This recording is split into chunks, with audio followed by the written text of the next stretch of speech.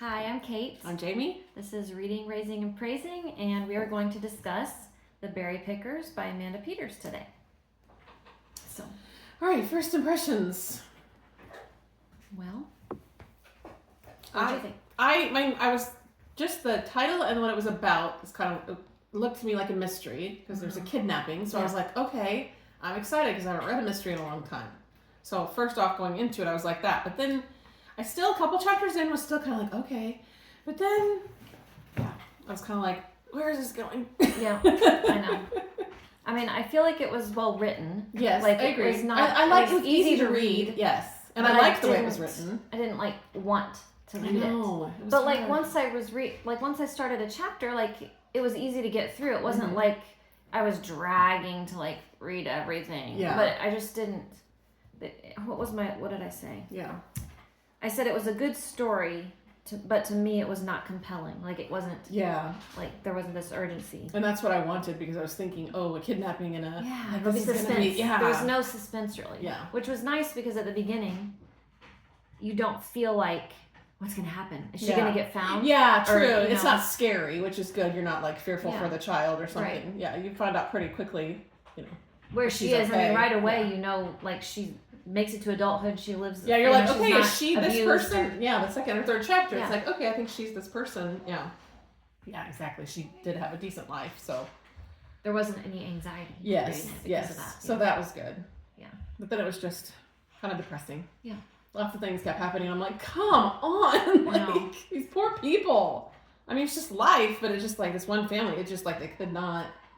Right. Stinky. And it wasn't really till the end that I really wanted to finish it. Like the last few chapters, I was like kind of zoomed through like the last 3 or 4 chapters. Yeah, because that's when she kind of everything unfolds. Yeah. And then she's But I feel like the what do they call this? Like description or summary. I don't know how to say it. Yeah, not really, but it doesn't really describe the book very well in my opinion. Yeah. They pose it like you were saying, like it's a mystery. Mm-hmm. Like it takes her, she'll spend decades trying to uncover this secret. Mm-hmm. And so like she goes through her whole life picking up little clues, but she never really questions it enough to beg, please tell me what's going on. Right. Like she asks, but then she just lets it be. Yeah. And then at the end she's like, well, I knew all along. Yeah. And you're like, but she knew, but she didn't write it that way. Yeah. You know. Yeah. So she just never. It's like she gave up on ever trying to figure it out. Yeah. Or she didn't want to try harder to I guess you don't. Didn't want to push her mother because her poor mother was always getting headaches. Yeah. Didn't want to. Her to an early grave. Right. It was very interesting. Sometimes the skipping back and forth in time was hard for me. It wasn't what was that last one we read that was hard because when it skipped back and forth? Well, all the light. Yeah. It wasn't like that. It was just like Joe would be talking about his life and then he would just go back in time and then he would come back. Like he would have a flashback, but it wasn't really clear to me, and maybe that's because I was not super interested in reading it. So I kind of different timelines for different people. Joe's life went to a totally different, so they kind of went into him a little deeper, and then yeah, I get you. But to childhood and then back, yeah. So that was interesting. Yeah. What do you have? Anything? Quotes or? Yeah, I had some quotes just from the beginning. There was a lot of stuff in the beginning that I wrote down. I was on an airplane, so I had 2 straight hours, and so I was just taking on my phone. I was taking all these notes. Because I thought, this is going to be good. I'm going to want to write all this down. But Joe first said, when she first disappeared, not another soul could remember seeing Ruthie that day. Her voice was soft, and she had that look on her face, silent and thinking. It's funny what you remember when something goes wrong. Something that would never stick in your memory on an ordinary day gets stuck there permanent.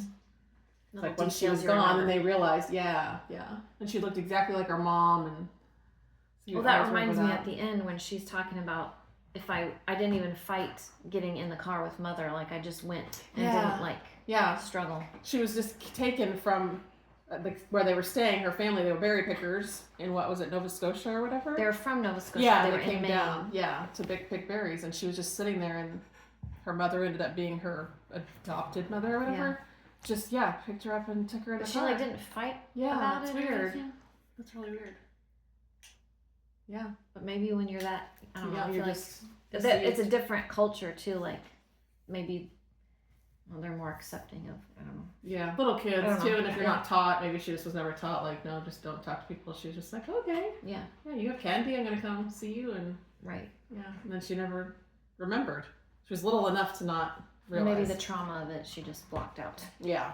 But they never talk about her being like defiant or I missed my brother or my, She just knew. She had dreams about like these people. She had no siblings with this other family because they had no other kids. So it was like, but she knew it's like she knew all of these things instinctively. It was in there. She just didn't know why.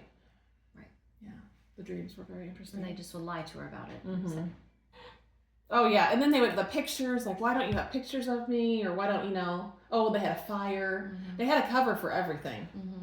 And they were very nice people. They meant well. Her mom had a horrible time, lots of babies lost, and so it was hard. I'm sure she was distraught, but it was almost like then she was like so protective of this one child that it was... You're not loving it was hard. That child the way they... You just want to hold on to her so much, you're not letting her be a child. Mm-hmm. Yeah. That was hard. And the dad just kind of... Yeah, the dad just kind of let it happen. Yeah. He was a judge. I'm like... Wow. Yeah. The legalities of all of that. Yeah. Like... Yeah. I have this one, I don't even remember what this came from. Maybe you remember. I wrote, people will be someone other than themselves if they have people who rely on them. Like, you can play a different part. You can be more aggressive if you need to. Like, you can be mama bear if you have to, if someone's relying. And I wish I knew, remember where it's early on in the book, but maybe that was kind of like her mom. Yeah, I can't remember now. I gotta go back and find out. That was a good one. But there was this chapter, and all the chapters were names, like the people who they were talking about. So Joe was the brother, and so her name was Ruthie. But the first chapter named Norma. You realize, I'm like, is this Ruthie? Like, or actually her name, they named her Norma, but yeah. And speaking of her mother, her aunt said, she wasn't always this way. It wasn't until after all those dead babies that she became all quiet and creepy. Just couldn't. Mm-hmm. And Norma, or Ruthie, said, I lived my entire childhood in the shadows of infant ghosts. So, just rough. Yeah. Sad. That part where speaking of her aunt, where she's with her aunt and the protesters are around and Ben sees her. I was just like, I thought that was going to be the moment when but then her aunt, it was like her aunt covered it up. Everybody covered, she was and then when she does find out, to find out that her aunt, it was after her mother died that she finds out. And her aunt didn't even want it. Yeah, and she loved her aunt so much. It was really hard.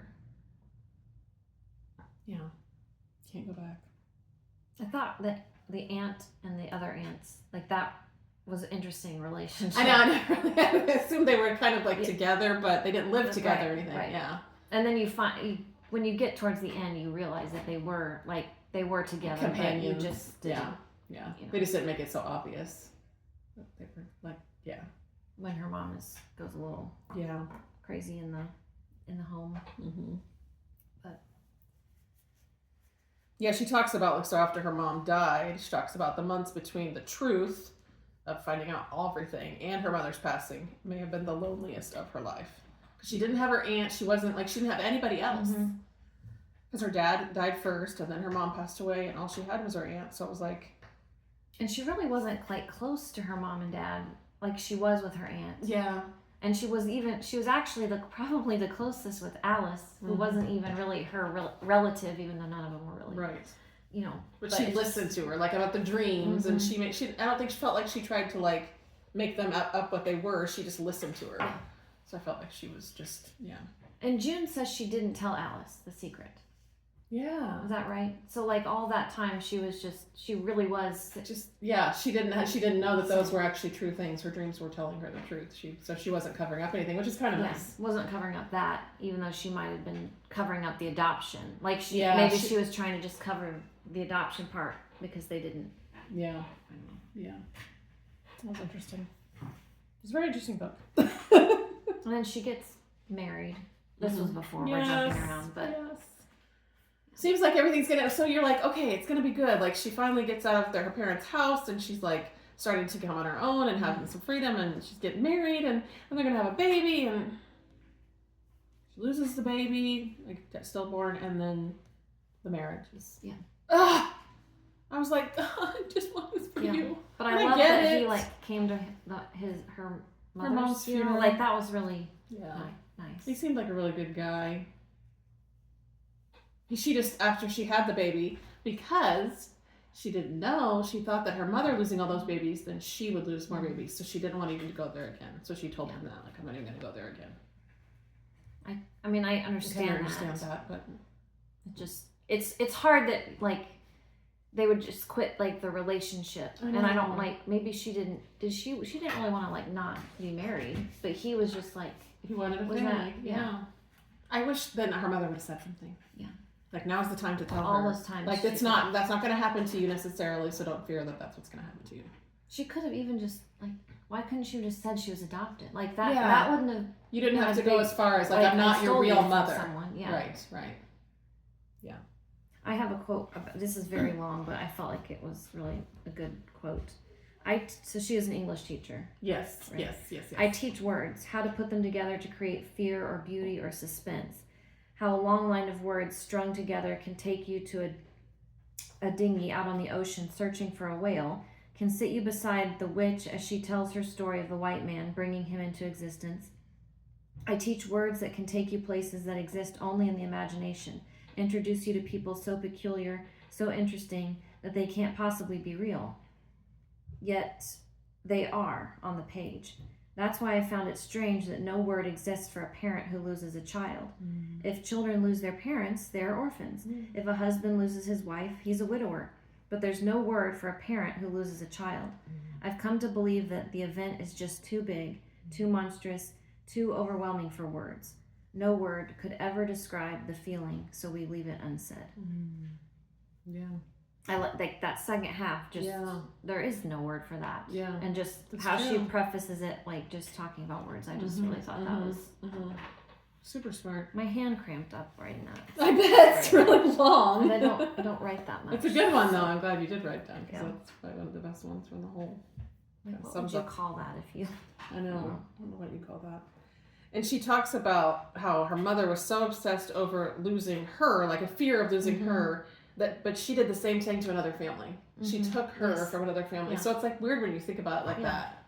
I thought that too. Like I want a child so badly, but I'm gonna cause like harm for these people. All of this whole family that lost their daughter and sibling and There's that. Was it when she's wants to go to summer camp and she's like so afraid or something like. She was just afraid that if she went outside ever, that someone would take her. Like there's one line where she says, "I'm afraid someone will take you." I feel like Hi. Yeah. I feel like her ingrained that in her. That's what you did. It's so weird. Yeah. And it annoys me that she doesn't find out till her mom is like gone. Yeah. All but gone, basically, right? Yeah. She's still alive. Yeah. But she's not there. Gone. Yeah. And then she gets so mad at her aunt, and it's like. It's all the mom's fault. Yeah, and it's exactly. Just like, the aunt was just trying to be supportive of her sister. She's just trying to be, and she was such a good aunt. Not her secret to tell. Yeah, really. exactly. That wasn't fair for her to. That's true. Was upset that her sister left her to do that. Do you ever find out what's in that box? You know what? The aunt takes this box and she's like, maybe I'll show you someday. Yes, I just feel like she asked her about that, but I don't know if we ever saw what was in it. She gave her that paper, the newspaper that talked about the brother being killed. Yes. Was it Charlie? Yes, but I don't. But she didn't. There was never a mention of what else was in there. It must have been clues. Yeah, but I'm like, of her past. Why did we not? Yeah. We should have tied up that loose end. Yeah. When she finally does meet all of her siblings, one of them has already obviously died at a young age. But her youngest brother is dying, and her other siblings are. Everybody's just rough. Well, no, nobody had a family, because even Ben and May didn't have families, right? It's like none of them got married and had kids. Joe had a child, but he didn't know he about. He ended up getting married, but then he ran off, and because he had hit her, and that was bad. And And he comes home, he's dying, and never really knew his daughter. Yeah, it's just kept getting depressing and more depressing as time went on. I guess we haven't really talked about Joe and his. That was I don't know, just because things just kept going wrong, and he thought that they were his fault, and so he just kept taking that on. It was like he was trying to live up because Ruthie was younger than him, and he had to kind of like take on that role. So it's like he was the last person to see her. It was like he took on all this, and the last person to see Charlie. Right. Yes. So it was. I think he just had a lot of trauma that never got addressed. And then that whole road trip he takes, like all the way to California to like get away and rough. Yeah. Trying to think of the end. She talks, so I think this is after her dad dies. So her dad dies first, and she says that, the dash on the gravestone, like sometimes you'll go, like I remember before my grandmother passed away, my grandpa was already there. His had the end date, but hers just had the beginning date. It was always like creepy, like yours is sitting there, but you're not expecting her to expired die yet. Yeah. But she said the dash saddens me. The simplicity misses so much. It allows for all the downs that bring a person low or the joys that lift them up. All the bends and turns that make up a lifetime are flattened and erased. The dash on a tombstone is wholly inadequate. Everything around it is more remarkable. It's just interesting. And I used to think that was weird when it was, when you would look at someone that wasn't in there yet, but their gravestone was already, you just had to put in the end date. Like, how depressing. Well, and they could be gone, like I think she says, they could be gone and it still looks like they're still alive because they haven't like changed it yet. All that stuff is just... Yeah, it's just weird, which is just part of it. But I thought that was interesting. She definitely knows how to explain things. Yeah. That's her, words are her thing. Way, Wordsmithing. That I didn't write very many things down. That's all right. I just had time. I never usually do, but now I'm like, I'm going to use my phone because usually I want to just write it, but I'm in bed and I'm like, I don't want to get up and have to. I just take notes now. I put like a page number. I did that with Gone with the Wind. Yeah. All the page numbers. Yeah. What's interesting is, at the same time I was reading this, for homeschool, we were reading a book about an island, Monhegan Island, that's off Maine. It's in part of Maine. Yeah.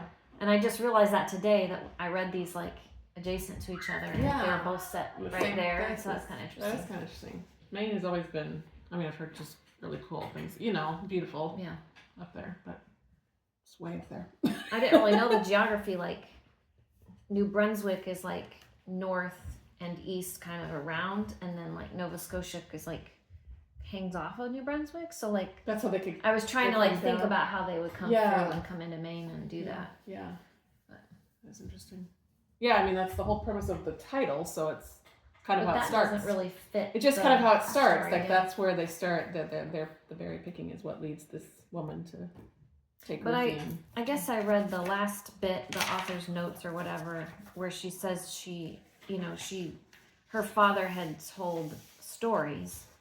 Because, like, it says she was a writer of this... Micmac and settler ancestry. And she'd written other things about those areas, and it sounds like indigenous. Yes, so she's like a...